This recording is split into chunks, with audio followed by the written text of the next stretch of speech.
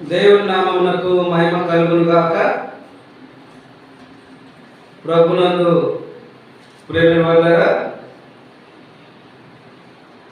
ఇంతవరకు మనందరం మొదటి ప్రార్థన పాటలు, వాక్యం కొరకై ప్రార్థన అన్ని విషయాలను మనము కలిగి ఉన్నాం. ఇప్పుడు వాక్యాన్ని ధ్యానం చేద్దాం. మనం చదువుకున్న భాగము ఎక్కడ అనగా యెహెజ్కేలు గ్రంథం 2వ అధ్యాయం 1వ వచనం నుండి 3 వచనాలు మనం చదువుకున్నాం.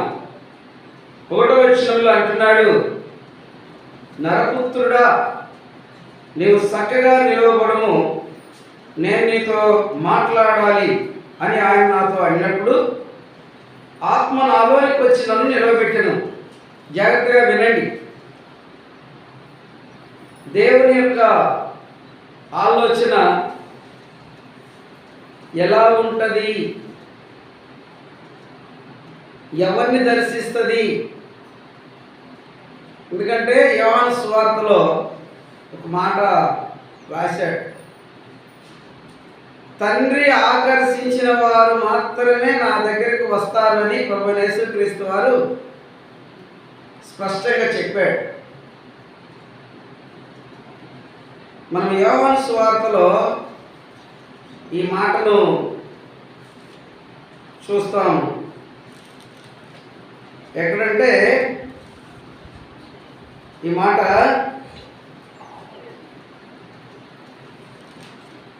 యోహాను సువార్త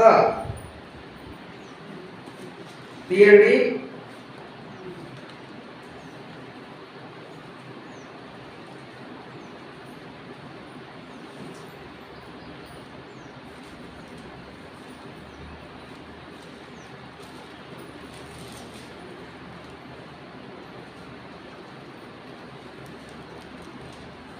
'తండ్రి ఆకర్షించిన వారందరూ నా దగ్గరకు వస్తారన్న మాట మనం ఇక్కడ 6వ అధ్యాయము 44వ వచనంలో ఉంది. 6వ అధ్యాయము 44వ వచనంలో ఉంది మాట, నన్ను పంపిన తండ్రి వారిని ఆకర్షిస్తేనే కానీ ఎవడును ఈ భూమి మీద ఒక మనిషి మార్చబడుట అది స్వయం ఎవరిష్టంలో లేదు, ఏ మనిషిని ఆధీనంలో లేదు. ప్రభువైన యేసుక్రీస్తు వారు ఇక్కడ చెప్తున్నాడు, ఎవరి రక్షణ ఎవరి సొంతంలో నేను రక్షణ పొందాను, నాది నా శక్తి కాదు, కేవలం ఆయన కృప. తండ్రి నిన్ను దర్శించిన సమయం నువ్వు గుర్తిస్తే నీవు యేసు ప్రభు వారి దగ్గరికి వస్తావు, అంతే. ఎవరో బలవంతం చేసి ఎవరో ఏదో ఇచ్చి నిన్ను తీసుకురావాల్సిన పని లేదు. నీకెవరు ఇచ్చేవాళ్ళు ఏమి లేరు, నీకేదో ఇచ్చేవాళ్ళు ఎవరు లేరు భూమి మీద. తండ్రి ఆకర్షించిన వాడే ప్రభువైన యేసుక్రీస్తు వారి దగ్గరికి వచ్చి తమ పాపాలు స్పష్టంగా గుర్తించి చెడును దిద్దుకొని నీతిమంతుడిగా బతుకుతాడు. అది తండ్రి ఉద్దేశం. ఇక్కడ ఏమంటున్నాడంటే, ఆయన నాతో మాట్లాడినప్పుడు ఆత్మ నాలోనికి వచ్చి నన్ను నిలవబెట్టెను. తండ్రి ఆత్మ, తండ్రి ఆత్మ, ఆత్మ అయిన దేవుడు.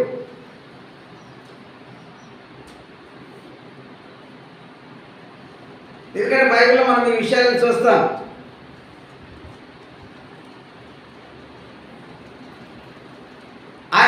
ఆరాధించేవారు అందుకే ఆత్మతో సత్యముతో ఆరాధించాలి అని యోహాను సువార్త 4వ అధ్యాయంలో ఎందుకు చెప్పాడంటే అందుకే ఆయన ఆత్మ కనుక. యెషయా ప్రవచించాడు కదా, ఆయనకు రూపమైనను సొగసైనను లేదు, స్వరూపమైనను సొగసైనను లేదు, మనుషులు ఆపేక్షించినట్లు. ఆత్మ కమసలేరాయి కూడా చెప్పింది అదే. ఆత్మే పరమాత్మ, ఆత్ముడు అనేవాడు ఉన్నాడని చెప్పాడు ఆయన. ఆ మాట చాలామంది వింటారు కానీ దాని అర్థము తెలుసుకున్న వారుగా లేదు. కమసలేరా చెప్పిన మాట అదే కదా. ఆ ఆత్మ ఎవరు? ఆత్ముడు అనేవాడు ఉన్నాడు అన్న మాట ఎవరు అని పరిశీలన చేసినటువంటి ఈనాడు భూప్రపంచంలో ఉన్నటువంటి ఎంతోమంది బ్రాహ్మణ కుటుంబం కావచ్చు, ఇంకా మనకు తెలుసు కదా వైశ్యులు, క్షత్రియులు, అనేక మంది దేవుని ఎరగని వారు ఎంతోమంది ఆ నిజమైన మాటను ఆత్మ ఎవరు అని పరిశీలన చేసి పరీక్షించి ఈనాడు సువార్త చేస్తున్నారు. పరవస్తు సూర్యనారాయణరావు గారి తండ్రి చిన్నేశ్వరి ఇలాంటి మాటల చేత ఆయన ఎంతగానో సృష్టి యావత్తుల సువార్తను ప్రకటించిన వారై ఉన్నారు. సూర్యనారాయణరావు గారు ఈనాడు చాలా అద్భుతంగా దేశానికి, సమస్తానికి, సర్వానికి సువార్త ప్రకటిస్తూ ఉన్నాడు.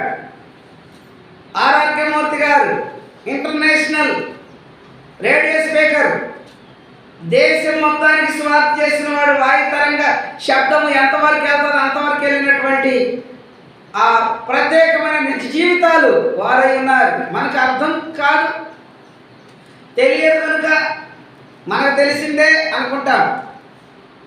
మనకు తెలిసిన దానికంటే ఇంకా కొంచెము మనము పూర్తిగా తెలుసుకోవాల్సింది చాలా ఉంటుంది, కానీ మనము అంత దూరం వెళ్ళలేము. ఎందుకంటే బైబిల్ చెబుతుంది, 1 తెస్సలోనికీయులకు రాసిన పత్రికలో ఉంది, సమస్తమును పరిశీలన చేసి మేలైన దాన్ని చేపట్టండి అని ఉంది. అన్ని పరిశీలన చేయాలా, మేలైన దాన్ని చేపట్టాలి. అంతా ఒకటంటే కుదరదు.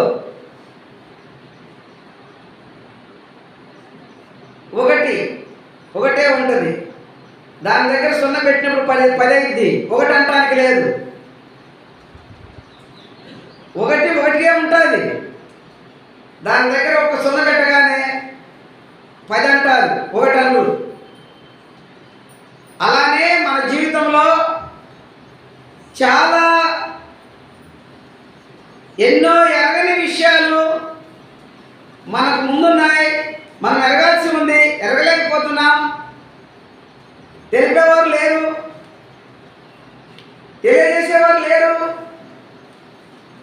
ఎలా ఉన్నామో అలానే ఉన్నాము.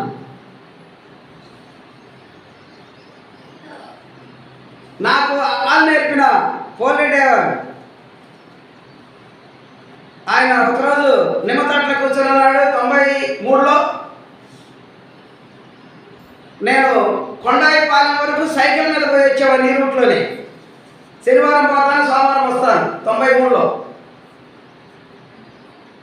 ఆయన మెడతో వెన్నేసుకొని ఉంటాడు. నన్ను ఒకరోజు తోట దగ్గర ఆపాడు. ఇద్దరం పోయి నిమ్మ చెట్టు కింద కూర్చున్నాం. పెద్ద చెట్లు అవి, ఇప్పుడు లేవన్నీ తీసేశారు. ఇద్దరు మాట్లాడుతూ ఉండగా ఆయన మాట్లాడుతున్నాడు. నేను యోహాను సువార్త 14వ అధ్యాయం 6వ వచనం చెప్పాను.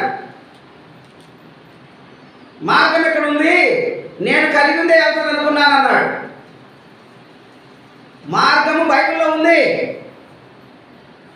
ఆయన ఏమన్నాడు తెలిసిన, నేనేం కలిగి ఉన్నాను అదే అనుకున్నాను అన్నాడు. కలిగి ఉన్నదే అనుకోవడం వాస్తవమే. భూమి మీద జీవించిన కాలంలో ఎరకపోతే, తెలియకపోతే, కానీ తెలుసుకోవాల్సింది చాలా ఉంది. నేనేమైతే కలిగి ఉన్నానో అదే వెళ్తుంది అనుకున్నాను.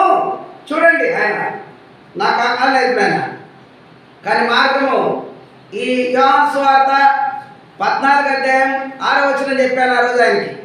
నన్ను నిలబెట్టి అడిగాడు.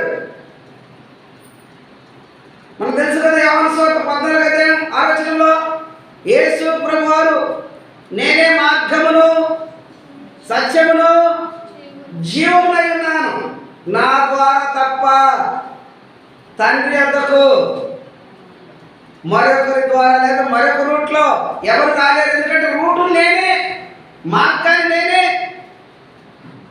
ఆ మార్గంలో వెళ్ళాలంటే సత్యం అనుసరించాల్సి ఉంది. సత్యం అనుసరించే వారు ఎవరంటే జీవం గలవారే. జీవం లేని వారు సత్యాన్ని అనుసరించలేరు.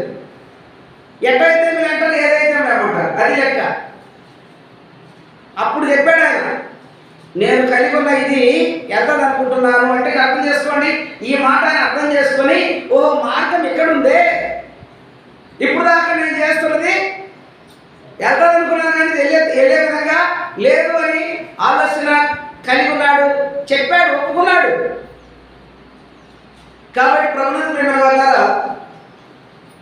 ఈరోజు మనం ఈ యొక్క మాటలు వింటున్నాం కదా, మన పరిస్థితి అని ఒకసారి ఆలోచన చేసుకోవాల్సిన అవసరము చాలా ఉంది. చాలా.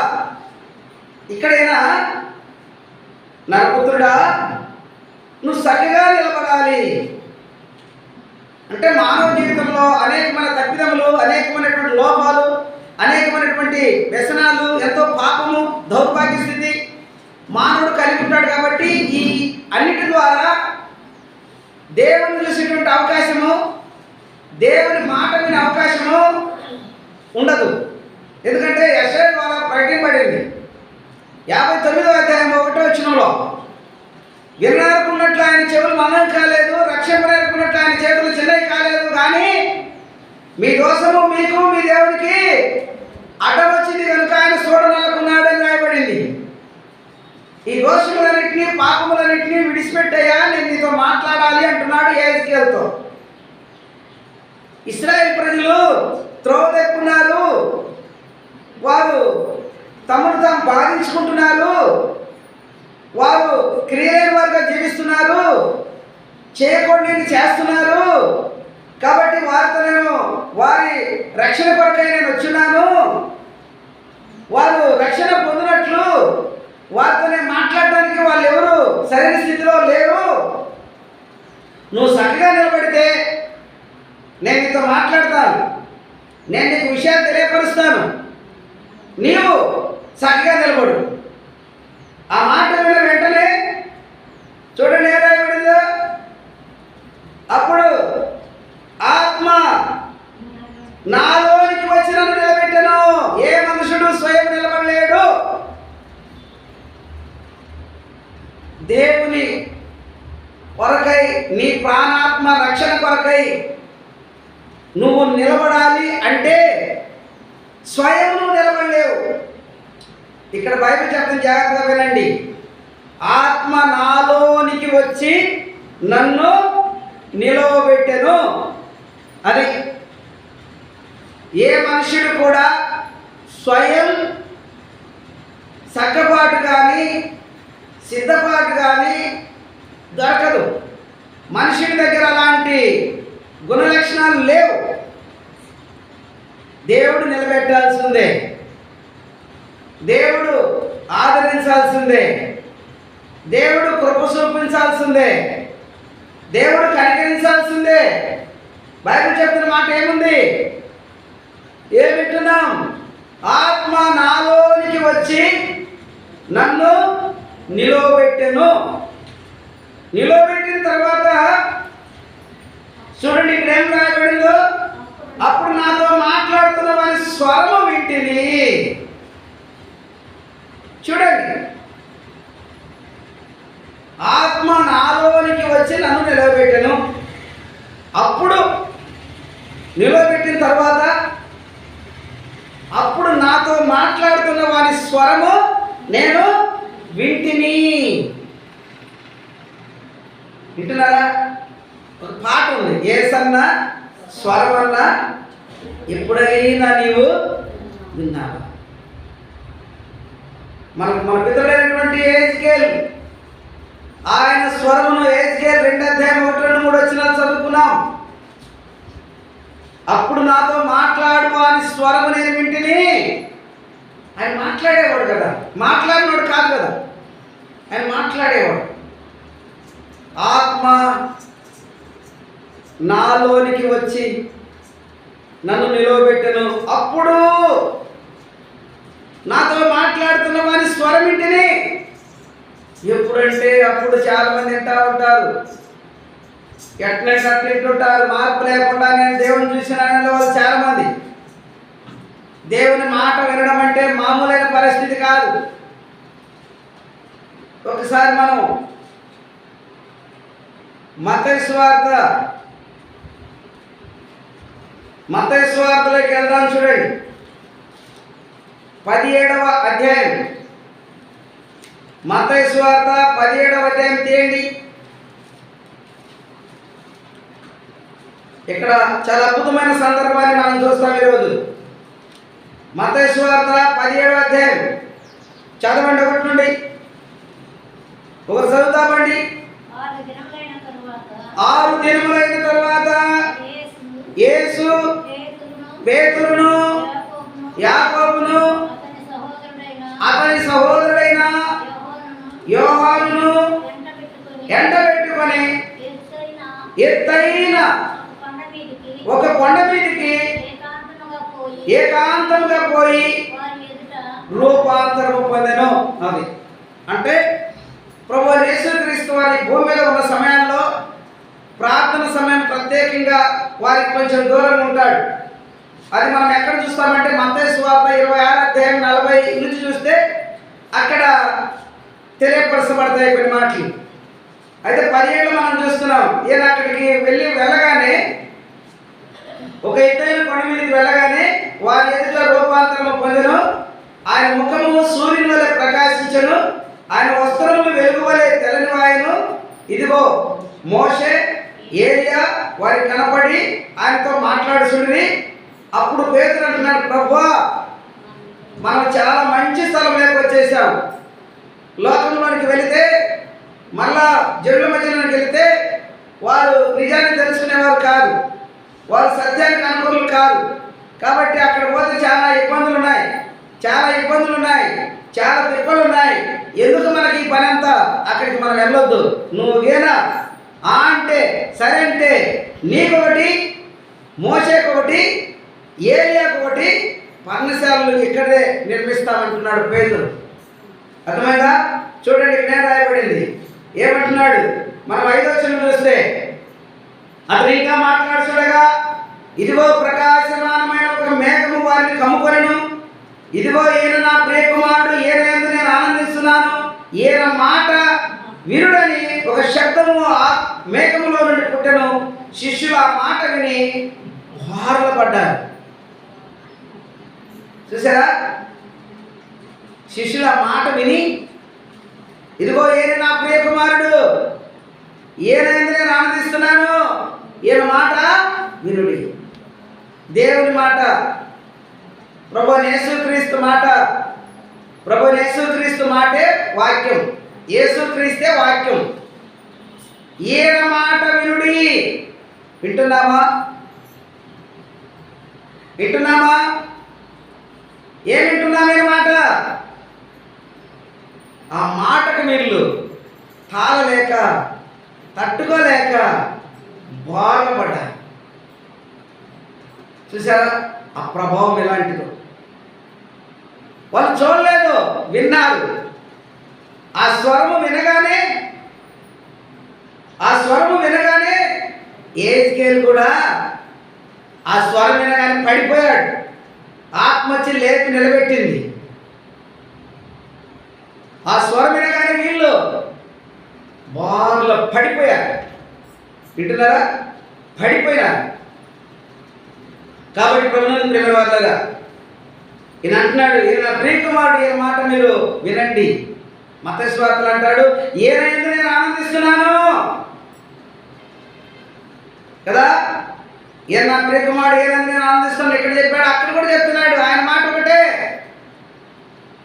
కాబట్టి మరి మనము ఆయన మాట వింటే మన విషయంలో కూడా ఆయన ఆనందించేవాడుగా ఉన్నాడు. అర్థమవుతుందా? ఈ ఉదయకాల సమయంలో, ఈ మొదటి సమయంలో, ఈ ఆరాధన సమయంలో దేవుని మాట వినేవారు ఆరాధించడానికి యోగ్యులు. మాట వినడం అంటే యాకోబు ఒక మాట చెబుతాడు 1:23లో చదవండి. యాకోబు ద్వారా దేవుడు తెలియపరిచాడు. యాకోబు పత్రిక 1:23లో ఎవడైనను వాక్యము విని వినువాడై ఉండి దాని ప్రకారము ప్రవర్తింపని వాడైతే వాడు అద్దములో తన సహజ ముఖమును చూసుకొని మనిషిని పోలి ఉంటాడు. అర్థమవుతుందా? ఎవరైనా వాక్యం విని ఆ ప్రకారం నడవని వారు ఎట్టుంటారంట? తన ముఖాన్ని అద్దంలో చూస్తారుగా. అద్దంలో చూసినప్పుడు తన ముఖం స్పష్టంగా అర్థమైంది ఎట్టున్నానా అని. ఒకవేళ ఏదైనా కొదవులు ఉంటే, ఉదయానికైతే కొదవులు ఉంటే తొట్టికాడిపోయి బాగా శుభ్రం కడుక్కొని మళ్ళీ చేద్దాం చూస్తారు తన ముఖాన్ని చక్క చేసుకోవడానికి. ఇట్లా మళ్ళుకున్న వెంటనే ముఖం పెట్టింది మర్చిపోతారు. వాక్యం విని ఆ ప్రకారం చేయని వారు కూడా అంతే. మరి వాక్యం వింటున్నాం, దేవుని మాట వింటున్నామని ఏం చెప్పగలుగుతారు?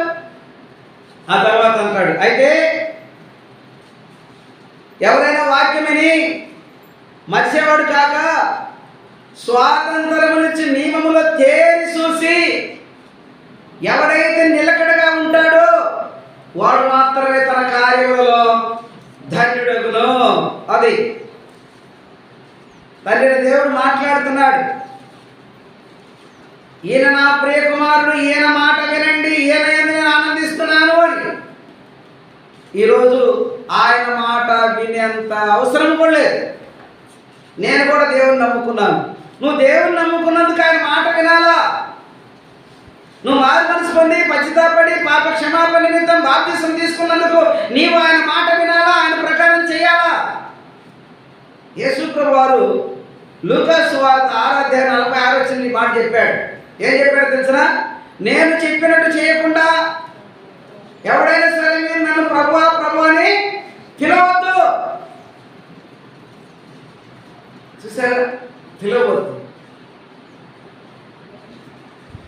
పేరు ప్రభు అనడానికి కూడా యోగ్యత లేని నా జీవితంలో ఈనాడు ప్రభు అనడానికి ఒక అవకాశం ఇచ్చాడని ఎరుగున్నావు కదా, గుర్తించావు కదా. ఆయన సన్నిధి కలిగిన ప్రతి ఒక్కరూ ఏం చేయాలా, ఎలా చేయాలా రాస్తున్నాడు ఇక్కడ. ఎవరి దగ్గరికి ఎజికేలు సిద్ధపరుస్తున్నాడు, ఎవరి దగ్గరికి వెళ్ళడానికి, ఎవరిని సక్క చేయడానికి, ఎవరిని ఏర్పాటు చేసుకోవడానికి, ఎవరిని ఎన్నుకోవడానికి, ఎవరిని రక్షించడానికి ఎజికేలు ఆనాడు ఏర్పాటు చేసుకున్నాడంటే ఇశ్రాయేలు ప్రజలైన వారందరినీ. ఈనాడు నా రక్షణ కొరకై ఆయన తన దాసులను ఏర్పాటు చేసుకొని చూడండి. మత్తయి సువార్త 16 మత్తయి సువార్త 10:16 మత్తయి సువార్త 10:16 ఇదిగో ఇటు ఆనాడేమన్నాడంటే తిరుగుబాటు చేయవారి మధ్యకి నేను పంపిస్తున్నానని ఎజికేలుతో మాట్లాడాడు. క్రొత్త నిబంధనలో ప్రభువైన యేసుక్రీస్తు వారు తాను ఏర్పాటు చేసుకున్నటువంటి వారిని ఎవరి దగ్గర పంపిస్తున్నాడు? నేను మిమ్మల్ని ఎక్కడికి పంపిస్తున్నట? మనిషి జీవితం, మానవ జీవితం ఎలా ఉంది, మానవ స్వభావం ఎలా ఉంది, మానవ నడవడికలు ఎలా ఉన్నాయి, మానవునికి ఆలోచన ఎలా ఉంది చూడండి. అక్కడ ఇదిగో నేను మిమ్మల్ని ఎక్కడ పంపించాడంట? ఆనాడు ఇశ్రాయేలైన వారి మధ్యలోకి పంపాడు. వారు తిరుగుబాటు చేసిన వారి మధ్యలోకి ఎజికేలు పంపించాడు. ఈరోజు నిన్ను నన్ను రక్షించడానికి, మనందరి రక్షణకు వెళ్ళేవాడు ప్రభువైన యేసుక్రీస్తు వారు. ఆయన తన ప్రజలైన వారిని ఎన్నుకొని ఏర్పాటు చేసుకొని ఎలాంటి వారి దగ్గరికి పంపిస్తున్నాడంటే, ఎలాంటి వారి దగ్గరికి తర్వాత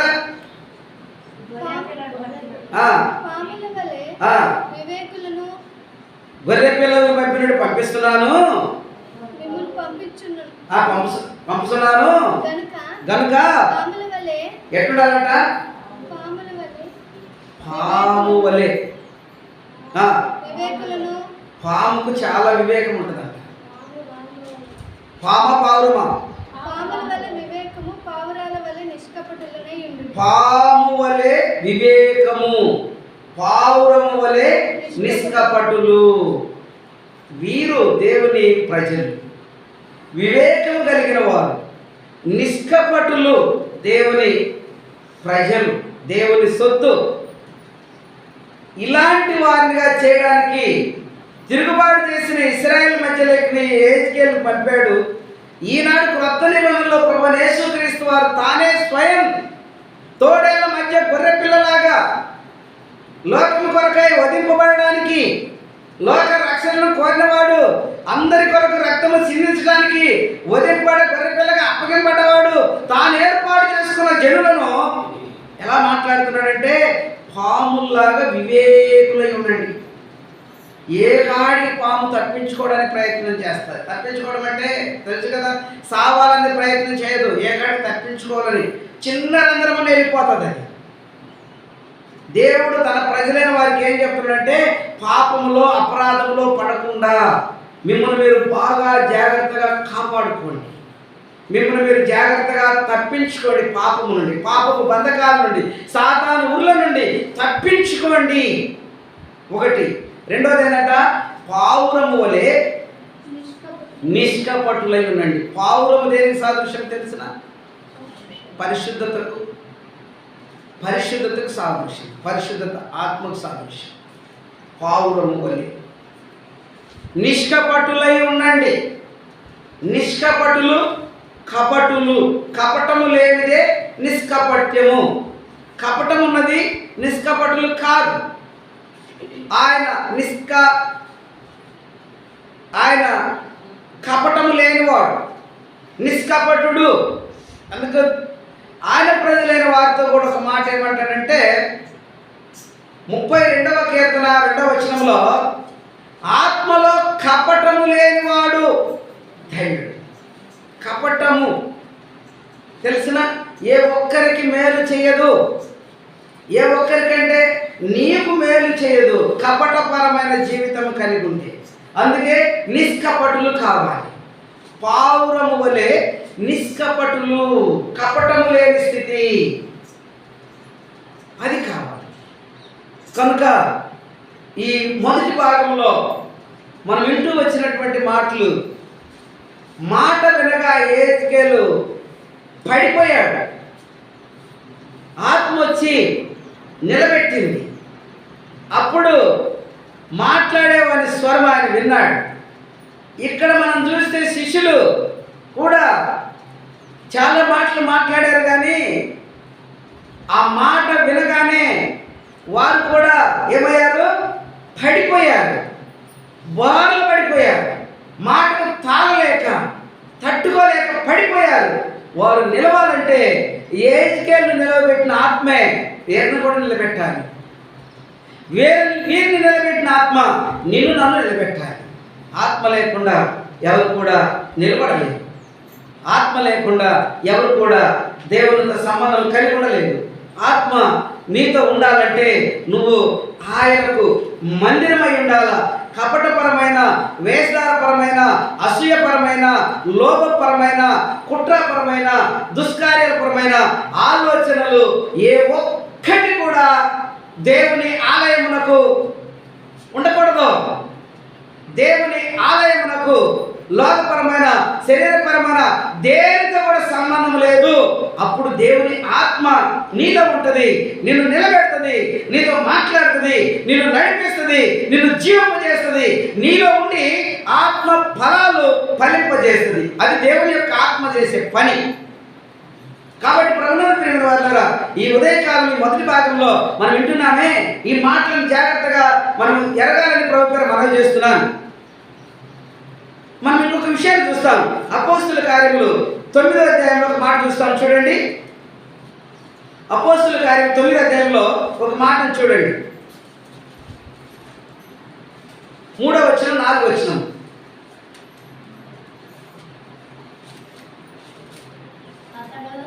అతడు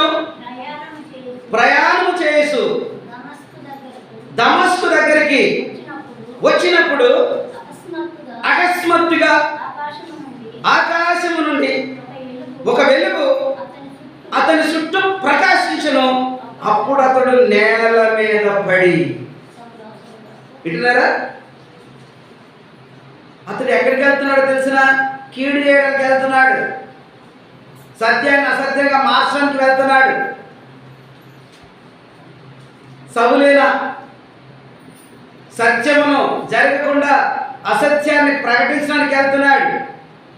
దేవుని యొక్క ఆలోచన, ఇక సాలు బాబు నువ్వు చేసిన కీడు సాలు, ఇప్పుడైనా నిజం తెలుసుకోమని ఒక వ్రాయబడింది. ఇక్కడ ఏం చూస్తున్నా? అకస్మాత్తుగా ఆకాశం నుండి ఒక వెలుగు అతని చుట్టూ ప్రకాశించి, అతనికి అంతవరకు ఎలుగేందో తెలియదు, నిజమేందో తెలియదు, సత్యమేందో తెలియదు, దోషమే అతనికి తెలుసు, పాపమే అతనికి తెలుసు, చెడే అతనికి తెలుసు.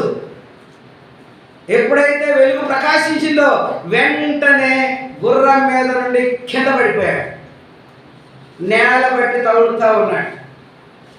మరలా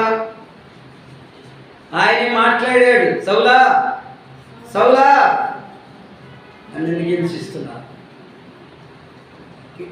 నేల మీద పడి ఏమంటాడు తెలుసా? ఎవరు నువ్వు అంటారు చూడండి, చింత తెచ్చిన పులుసు తావదని. అతని చెడు స్వభావంతో ఏం మాట్లాడుతున్నాడు ఇక్కడ? నువ్వెవడు? చెడు కలిగి ఉన్నప్పుడు చెడు స్వభావంతో మాట్లాడే మాటలు మహా ఎక్కువగా ఉంటాయి. కానీ అది నీకు విశ్వాసకి, దేవుని పిల్లలకి తగదు. ఏజ్కేలు మాట వెనక పడిపోయాడు, శిష్యులు మాట వెనక బోర్లపడ్డారు. మాట వెలుగు చూడగా సౌలు కింద పడిపోయాడు, నేలను తవిలాడుతున్నాడు, కళ్ళు పోయాయి. ఈరోజు నీకు నాకు ఆయన యొక్క మహిమ ప్రకాశము, సువార్తను చూడడానికి, వెలుగును చూడడానికి దేవుడు మననేత్రాలు తెరుస్తాడు. నాటికి నేటికి ఎంత తేడా చూడండి. ఆయన చూసే కన్నులను నీకు ఇస్తాడు, ఆయన మాట వినడానికి చెవులు నీకు ఇస్తాడు, ఆయన ఆత్మను నీలో నివసింపజేయడానికి నీతో మాట్లాడుతున్నాడు. ఈరోజు నీలో ఉన్నవి వాటన్నిటి తీసి పారేయి.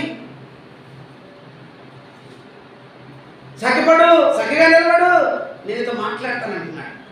ఉదయకాల సమయంలో నమ్మదగిన దేవుడు, మాట్లాడే దేవుడు, ఆలోచనకు అర్థమైన దేవుడు, సర్వాధికారి అయిన దేవుడు ఈ సమయంలో మాట్లాడిన మాటలు జాగ్రత్తగా మనసులు పెట్టాడు.